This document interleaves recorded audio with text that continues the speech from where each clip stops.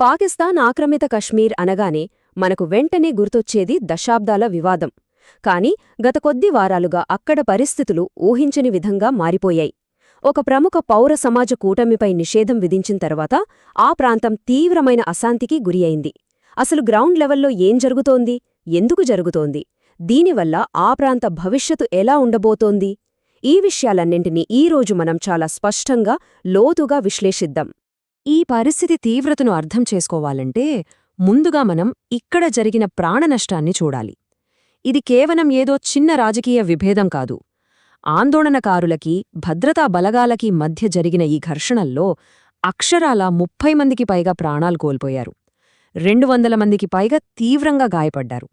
పరిస్థితి ఎంత చేయిదాటిపోయిందో ఈ అంకెలే చెప్తున్నాయి కదూ. అసలు రాత్రికి రాత్రే ఈ స్థాయిలో హింస ఎందుకు చెలరేగింది? ప్రధాన సంఘటనలను ఒక్కసారి పరిశీలిద్దాం. పీఓకేలో ఈ సంక్షోభం ఏ విధంగా ముదిరిందో ఇప్పుడు చూద్దాం. ఈ మొత్తం ఎపిసోడ్లో మనకు ప్రధానంగా వినిపిస్తున్న పేరు జాయింట్ అవామీ యాక్షన్ కమిటీ. అదేనండి, జేఏఏసీ. ఇది ఆర్థిక, రాజకీయ సమస్యలపై ప్రజల తరపున పోరాడుతున్న ఒక పౌర సమాజ కూటమి. అయితే అసలు ట్విస్ట్ ఏంటంటే, శాంతి భద్రతల సమస్యల్ని చూపిస్తూ అధికారులు ఈ జేఏఏసీని ఉగ్రవాద నిరోధక చట్టాల కింద ఒక చట్టవిరుద్ధమైన సంస్థగా ప్రకటించి బ్యాన్ చేసేశారు. ఇంకేముంది, గత వారం తీసుకున్న ఈ నిర్ణయంతో అక్కడి వాతావరణం ఒక్కసారిగా వేడెక్కింది. ముఖ్యంగా రావలకోట్ ప్రాంతంలో జరిగిన హింసాత్మక ఘర్షణలు పరిస్థితిని మరింత దిగజార్చాయి. ఆదివారం జరిగిన భారీ అల్లర్లకు ఒక తక్షణ కారణముంది. భద్రతా సిబ్బందితో జరిగిన వాగ్వాదంలో ఒక స్థానిక వ్యాపారి ప్రాణాలు కోల్పోయాడనే ఆరోపణలు వచ్చాయి. అప్పటికే రగులుతున్న జేఏఏసీ మద్దతుదార్లు ఆ మృతదేహమున్న రావలకోట్ ఆస్పత్రి మార్చురీ దగ్గర భారీగా చేరుకున్నారు. అప్పుడు బలగాలు వాళ్లను చెదరగొట్టే ప్రయత్నం చేయడం, ఆ వెంటనే పరిస్థితి పూర్తిగా అదుపు తప్పి తీవ్రస్థాయి ఘర్షణకు దారితీయడం జరిగిపోయాయి. అయితే ఇక్కడ అధికారులు చెబుతున్న మాటలకీ, స్థానికుల వాదనలకీ మధ్య అసలు పొంతనే లేదు. ఇంతటి హింస జరిగినప్పుడు విరుద్ధమైన వాదనలు రావడం సహజం. ఒకవైపు అధికారుల వెర్షన్ వింటే నిరసనకారులు ఆటోమేటిక్ రైఫిళ్లు, పెట్రోల్ బాంబుల్లాంటి ప్రాణాంతక ఆయుధాలతో దాడి చేశారని రావల్కోట్ కమిషనర్ సర్దార్ వహీద్ ఖాన్ చెబుతున్నారు. ఈ ఘర్షణల్లో 6 ఆందోళనకారులు చనిపోయారని వారి లెక్క. కాని స్థానికులు మాత్రం దీన్ని తీవ్రంగా ఖండిస్తున్నారు. ఇది ముమ్మాటికి ప్రభుత్వ అణిచివేత అని, తమ చట్టబద్ధమైన హక్కుల కోసమే తాము పోరాడుతున్నామని వాళ్ళు స్పష్టం చేస్తున్నారు. అంతేకాదు, అధికారులు చెబుతున్న దానికంటే మరణాల సంఖ్య చాలా ఎక్కువుందని కూడా స్థానికులు ఆరోపిస్తున్నారు. మరిందులో ఏది నిజమనేది తేలాల్సింది. కానీ ఒక్క క్షణం ఆలోచిస్తే ఈ స్థాయిలో నిరసనలు జరగడానికి అసలు కారణాలేమిటి? మార్చురీ దగ్గర జరిగిన గొడవ కేవలం ఒక నిప్పురవ్వ మాత్రమే.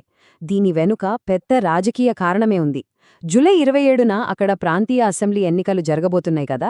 మొత్తం 45 స్థానాలుంటే అందులో ఏకంగా 12 స్థానాలను శరణార్థులకు కేటాయించాలని ఒక వివాదాస్పద నిర్ణయం తీసుకున్నారు. అంటే స్థానికులకు మిగిలేది 33 సీట్లు మాత్రమే అన్నమాట. ఈ నిర్ణయాన్ని వ్యతిరేకిస్తూనే జేఏజేసీ భారీ నిరసనలకు ప్లాన్ చేసింది. సరిగ్గా ఆ నిరసనలకు ఒక్కరోజు ముందే ఈ ఘర్షణలు జరగడం ఇక్కడ మనం గమనించాలి. నిజానికి ఈ సీట్ల వివాదం అనేది మంచుకొండ పైభాగంలాంటిది మాత్రమే. లోపల దశాబ్దాల ఆగ్రహం గూడుకట్టుకోనుంది. విపరీతమైన విద్యుత్ కొరత, ఆకాశాన్ని అంటుతున్న ధరలు, యువతలో తీవ్రమైన నిరుద్యోగం, ఇవన్నీ ఒకెత్తైతే తమ ప్రాంతంలోని సహజ వనరులను దోచుకుంటున్నారనే భావన స్థానికులలో బలంగా నాటుకుపోయింది. రాజనీతిగ్గా తమను పక్కన పెడుతున్నారని వాళ్లు కుమిలిపోతున్నారు. దీనికి తోడుగా ఇటీవల ఇంటర్నెట్ నిలిపివేయడం లాంటి చర్యలు ప్రజల సహనాన్ని పరీక్షించాయి. ఈ దీర్ఘకాలిక సమస్యలే ఇవాల్టి ఈ అశాంతికి అసలు కారణం.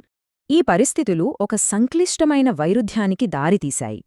ఒక పక్క అధికారులు జేఏసీని ఉగ్రవాద సంస్థ అంటూ బ్యాన్ చేశారు. గతంలో వారు చేసిన నిరసనల్లో జరిగిన హింసను అధికారులు గుర్తుచేస్తున్నారు. కాని జేఏసీ నాయకులేమంటున్నారంటే ఇది కేవలం తమ గొంతు నొక్కడమేనని, ప్రాథమిక ఆర్థిక, రాజనీతి హక్కుల కోసం చేసే పోరాటాన్ని ఉగ్రవాదంగా ముద్రవేయడం దారుణమని వాదిస్తున్నారు. ఎవరి వాదన వారిదే, ఎవ్వరూ వెనక్కి తగ్గేలా కనిపించడం లేదు. సరిగ్గా ఇలాంటి ఉద్రిక్త పరిస్థితుల్లోనే మానవ హక్కుల కమిషన్ అంటే హెచ్ఆర్సీపీ ఎలా స్పందించిందో మనం ఖచ్చితంగా చూడాలి. జేఏసీపై నిషేధం విధించడం పట్ల హెచ్ఆర్సీపీ తీవ్ర ఆందోళన వ్యక్తం చేసింది. శాంతియుతంగా నిరసన తెలిపే హక్కును ఎట్టి పరిస్థితిలోనూ కాపాడాలి, ప్రజల సమస్యలను పారదర్శకంగా పరిష్కరించాలి అని చాలా స్పష్టంగా తేల్చి చెప్పింది. ప్రజల ప్రాథమిక హక్కులను కాలరాస్తూ వాళ్లని రాజకీయంగా దూరం పెడితే ఇక చర్చలు జరిపి ఏం లాభం అనేది హెచ్ఆర్సీపీ లేవనెత్తుతున్న ప్రధాన పాయింట్. హెచ్ఆర్సీపీ కేవలం కామెంట్ చేసి ఊరుకోలేదు సుమా. ఈ సంక్షోభాన్ని శాంతియుతంగా పరిష్కరించడానికి ప్రభుత్వాల ముందు కొన్ని నిర్దిష్టమైన డిమాండ్లను ఉంచింది. అవేంటంటే, ముందుగా ఈ ఉద్రిక్తతలు మరింత పెరగకుండా తక్షణ చర్యలు చేపట్టాలి. రెండవది, ప్రజల ప్రాథమిక హక్కులను గౌరవించాలి. మూడవది, అందరినీ కలుపుకొని పారదర్శకంగా చర్చలు జరపాలి.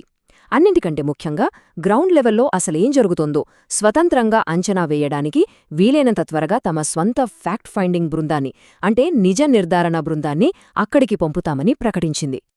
మొత్తం మీద చూస్తే పీఓకే పరిస్థితి చాలా సంక్లిష్టంగా, ఆందోళనకరంగా మారింది. దశాబ్దాలుగా పేరుకుపోయిన ఆర్థిక, రాజకీయ అసహనం ఇప్పుడిలా విషాదకరమైన హింసరూపంలో బయటపడుతోంది. నిజ నిర్ధారణ బృందం పర్యటనతో కొన్ని వాస్తవాలు బయటపడొచ్చు, కాని ఈ సమస్యకు శాశ్వత పరిష్కారం దొరుకుతుందా అనేది పెద్ద ప్రశ్న. నిజమైన పారదర్శకమైన చర్చలు ఈ దశాబ్దాల గాయాలను మాన్పుతాయా, లేక ఈ ప్రాంతం ఇంకా రాజకీయ అణచివేతకు, అశాంతికి బలి అవుతూనే ఉంటుందా? ఈ విషయం గురించి మనం తీవ్రంగా ఆలోచించాల్సిన అవసరం ఎంతైనా ఉంది.